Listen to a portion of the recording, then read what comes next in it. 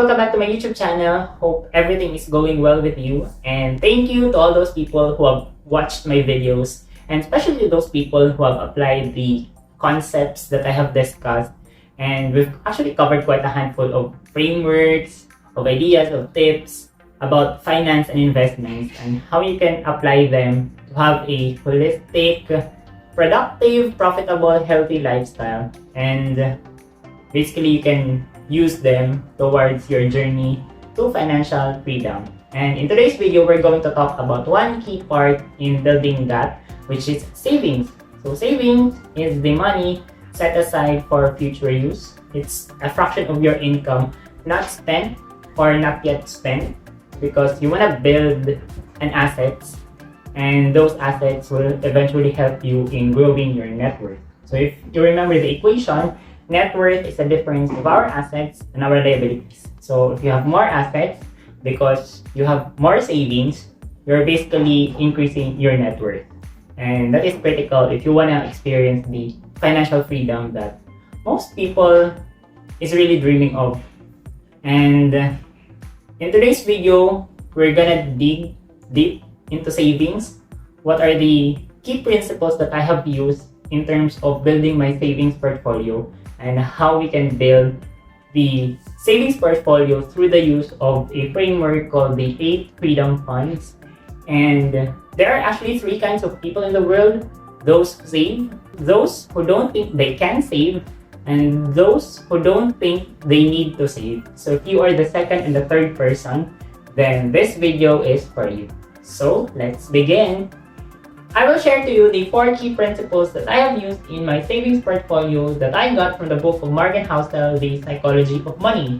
So my greatest takeaway in that book is that financial success doesn't depend on education or knowledge, but money is more of human behavior. So money is behavioral instead of being technical. And there is a chapter on that book that discusses about savings and the importance of having a high savings rate. So the 4 key principles are: savings has little to do with the level of income, value of wealth is relative, the happiness income paradox, and that control and flexibility over time is an unseen return on wealth. Principle number 1 is that savings has little to do with your level of income. So building wealth has little to do with your income or investment returns, and lots to do with your savings rate. Investment returns can make you rich, but whether an investing strategy will work, or how long it will work for, or whether the markets will cooperate in the future is always in question. Personal savings and frugality are parts of the money equation that are more in your control and have a higher chance of being as effective in the future as they are today. So take a look at this example. If person 1 earns 100,000 pesos a month and his savings rate is 10% of his income, basically his savings for every month is only 10,000 pesos, as compared to person number 2 who earns 50,000 a month, which is 50% less than person A, but his savings rate is 30%, which means that he is setting aside 15,000 pesos a month. So savings of person 2 is actually higher than savings of person 1, because the rate of savings of person number 2 is much higher than in person 1. So in the long run, person 2 would be able to generate more savings than person 1. So that is the principle number 1. It has to do with your rate of savings. So a high savings rate is much more effective than the level of income or investment returns. Principle number 2 is that value of wealth is relative. Learning how to be happy with less money creates a gap between what you have and what you want.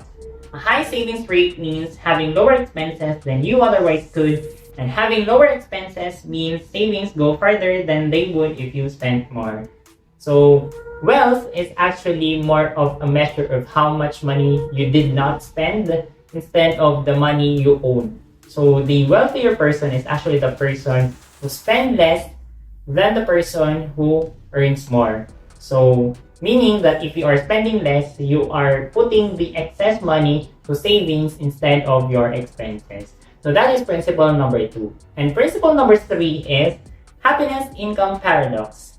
So one of the most well-known findings in the economic study of happiness is that on average, happiness increases with income, but at a certain point, diminishing returns set in. In other words, money can only buy a fixed level of happiness, after which extra income and wealth doesn't make much difference. Presumably, after this point, happiness depends on other things such as health, leisure time, quality of friendships, and close family. So that's the income happiness paradox. Eventually, at the start, the higher the income, the more happiness. But at the long run, when you have so much more income, happiness doesn't already equate to much more, even higher income. And that is principle number 3. Principle number 4 is that control and flexibility over time is an unseen return on wealth. In the trinity of wealth, which is the family, fitness, and freedom, freedom is, I think, the most important one. Having not just the luxury of time, but also the control and flexibility is the true measure of wealth of a person. When you don't have control over your time, you're forced to accept whatever bad luck happens to you.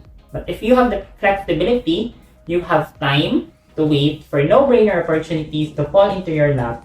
Savings in the bank that earn 0% interest might actually generate an extraordinary return if they give you the flexibility to take a job with lower salary but more purpose. So this is much more of a legacy type of principle when you have a much more control of your time because you built a savings portfolio that would sustain the lifestyle. You can retire earlier in your work and you have more time to dedicate to things that are much more valuable, such as family and close friends. And those are the 4 principles that I have used in building my savings portfolio.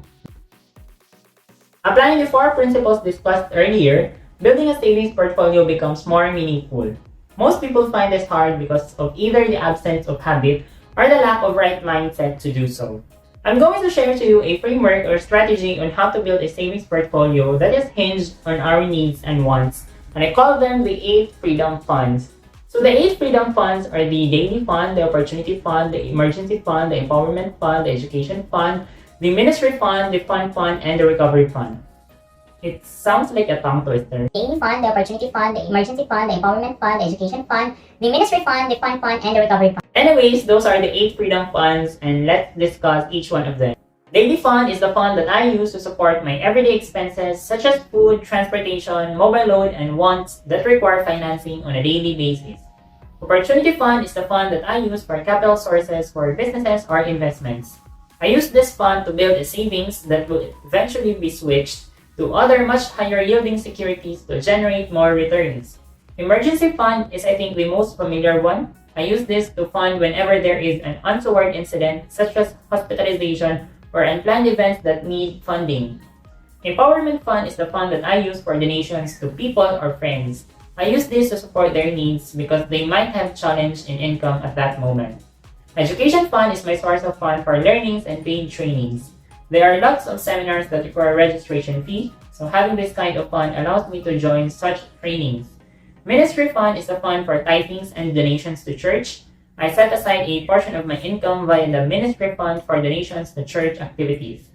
Fun fund is the leisure fund. I use this fund to support my dine-outs or vacations. I also use this for other personal errands such as cinema watching, spa, or parties. Recovery fund is the buffer fund. In case one of the 7 funds mentioned above gets depleted, I use the portion of the recovery fund to replenish them while income from work or commissions from the businesses are not yet received. And those are the 8 freedom funds. I hope you guys got some tips and ideas on how to build a savings portfolio using that framework. And if you find this meaningful and value adding, I hope you can hit the like button below, subscribe to my YouTube channel, and share this video to your friends and loved ones. And yeah, thank you so much for listening up to this point of the video. Have a great day ahead and see you in the next video. Bye-bye!